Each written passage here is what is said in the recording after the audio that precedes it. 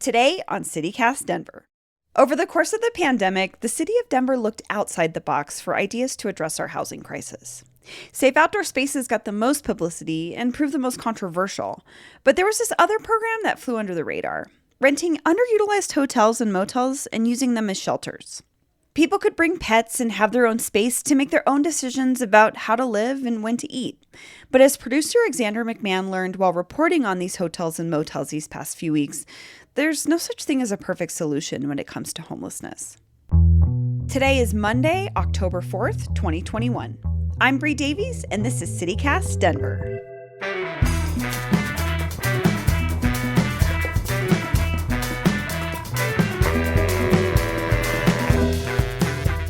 Hey, Alexandra. Hi, Bree. So, take me back to the beginning of this. Why'd you start looking into these hotels and motels? Well, we got this message on Twitter. It came to the CityCast Denver account, and it was from this activist couple, Tess Doherty and David Hagan. And these two are super engaged in city politics. Like Denverite even profiled them a few months back because they have attended every single city council meeting this year. And they're not unhoused themselves, but they work with a lot of unhoused people, and they're extremely opposed to the sweeping of encampments by the city. They're big into protesting, it's like stuff like that. And what did they want to talk to us about? Basically, they had been hearing some pretty bad things about these motels and hotels the city has been renting and using as homeless shelters.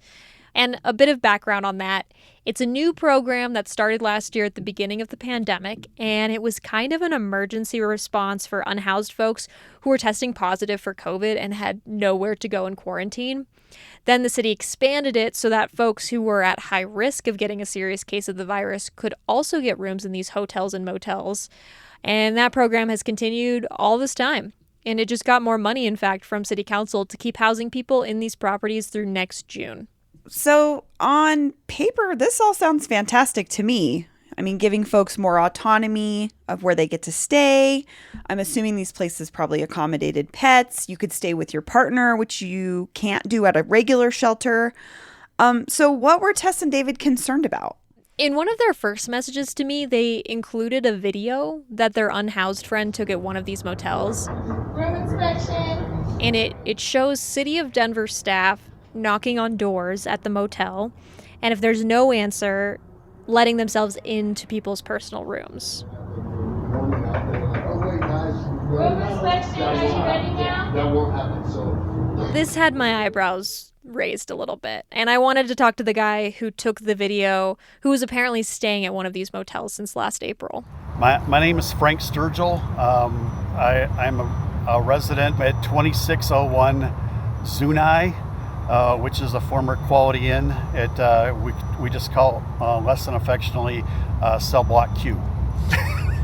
So Frank's a really interesting guy. He's got a bachelor's degree in construction management, a master's in architecture, and he's been houseless for about 12 years after he lost his job in the Great Recession. I was in the southwest edge of Denver, and where I thought there was quiet and peace, but they started doing sweeps in parking lots every 2 weeks, and that's when COVID struck, and so that my number was called so that I can be here.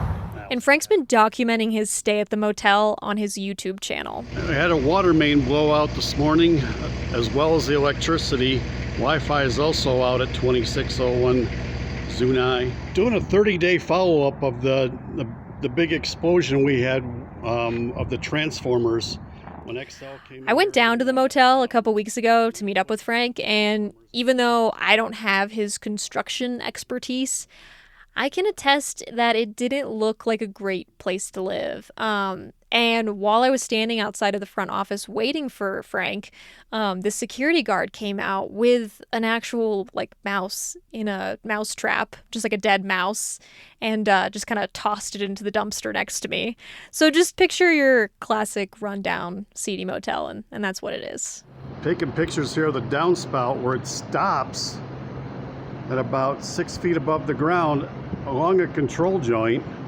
And that makes the wall filled with water, goes down and creates a flood inside each of these units that this is happening to. So, as he was noticing all these issues with the building, Frank was also doing some work for a lawyer friend.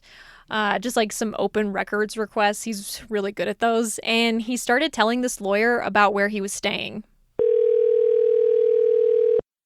This is Anita. So Anita Springsteen is also a Lakewood City Council person, and avid listeners of our show may actually remember her from our Amir Allen episode. She represented Amir in his police brutality case against Lakewood PD.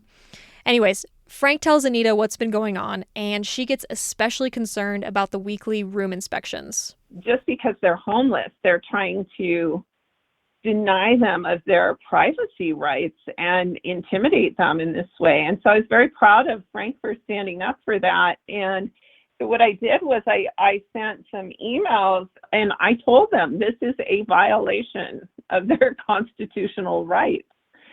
And they want to see it differently because somehow, because they're providing this service, they get to treat these people however they want. And I don't think that's okay. Wow. So this doesn't sound like a great place to live. And I mean, something I think we've heard before from people who are unhoused is that they don't want to go to shelters because they can be dirty or they might have mice. And at least with these motel rooms, you don't have to worry about someone stealing your stuff or catching COVID.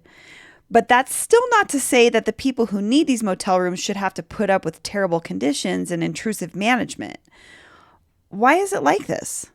Right. So this was my number one question, and it's a little complicated and a little unclear, so bear with me. This whole motel hotel program is primarily a collaboration between the nonprofit Colorado Coalition for the Homeless and Denver's Department of Housing Stability, or HOST for short. Now, CCH also contracts with the Salvation Army to do a lot of the on-the-ground work, like meal preparation, front desk staffing, and security. But because CCH is named as the main contractor in all the city documents that outline this program's scope of work and budget and all of that, I decided to start with them and talk to their spokesperson, Kathy Alderman. We have different arrangements with different motels. So in many instances, the motel owner retains ownership and responsibility for the property itself. And so for, maintenance issues, et cetera. In some instances, we're providing some of that, but certainly not at the level that, we can't replace carpets and, drapery and stuff like that. Okay, so listening to Kathy, it sounds like it's really the owner of the motel's job to fix stuff like downspouts or holes in the parking lot. Yeah, it seems that way with some of the properties, but looking at the scope of work document that was provided to City Council, there's a section that says, due to the unique nature of the contracted services, repairs and replacement funds are designated to help cover the costs associated with returning the room in the same condition. And Kathy did tell me they have a budget for replacing like TVs and little stuff, but I don't know how this money could cover the major repairs needed to fix a building like that.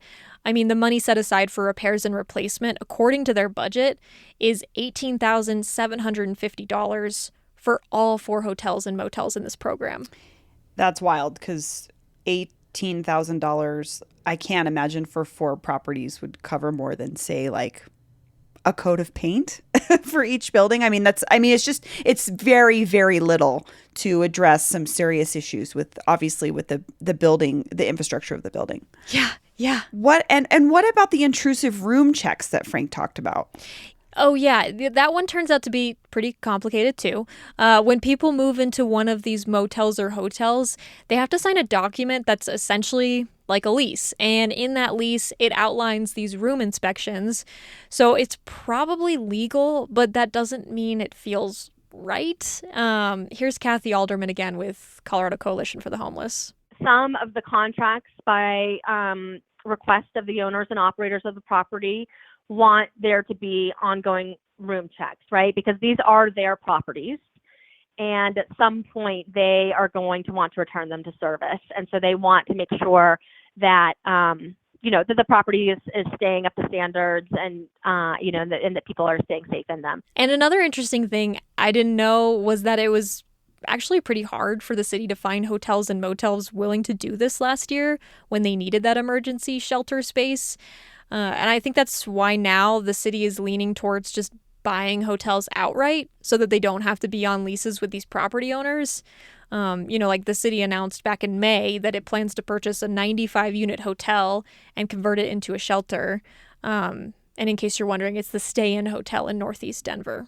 We knew we were doing the right thing by securing these alternative safe locations for people to be, but we had we're not in the business of staffing hotels, like we're a housing and healthcare provider. And so we understood kind of what the services needed would be, but I don't think we, fully understood, how are we going to get meals to every room, twice a day or 3 times a day.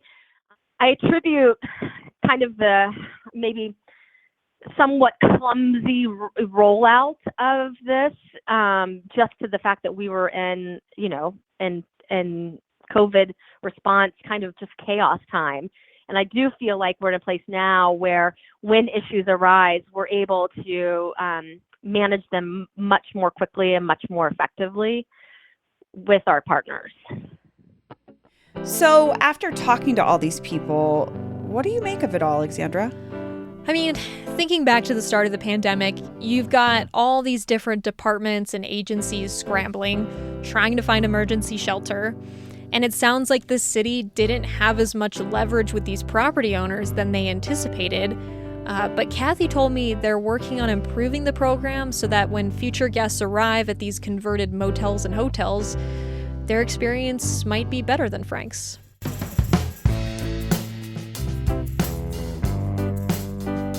And do you know what happened to Frank? Well, Frank has moved into an apartment. It took longer than he wanted. He was at the motel for like 18 months, but he's super happy to finally have his own place. That's awesome to hear. Congratulations, Frank. Getting your own place is awesome. Yeah. Well, Alexandra, thanks for looking into this for us. Yeah, of course.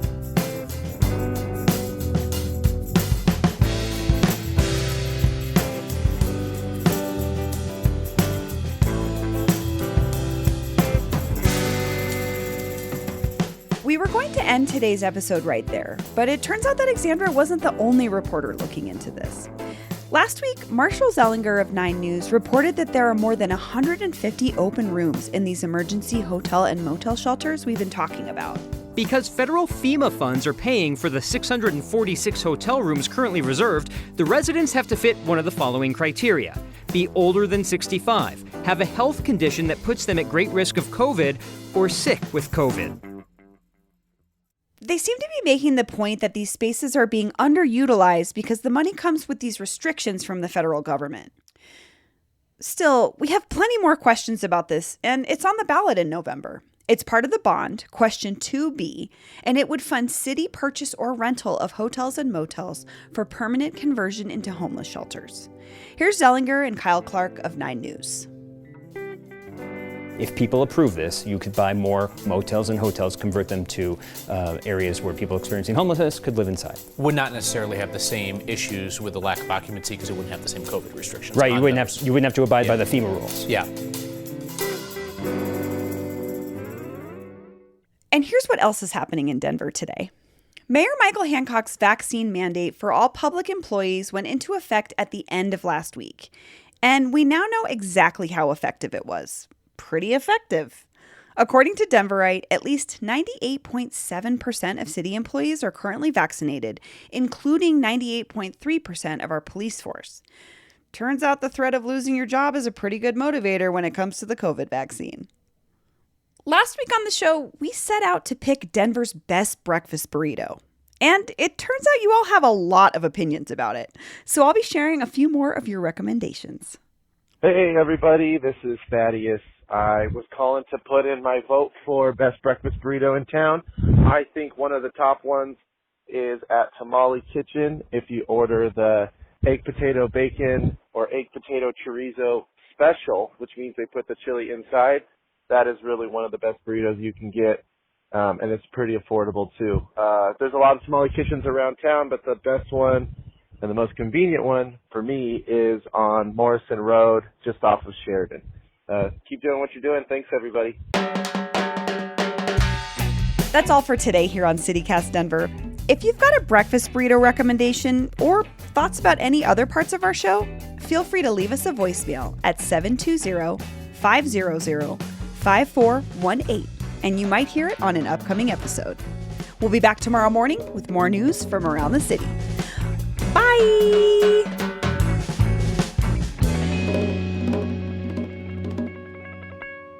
We need a wall in there?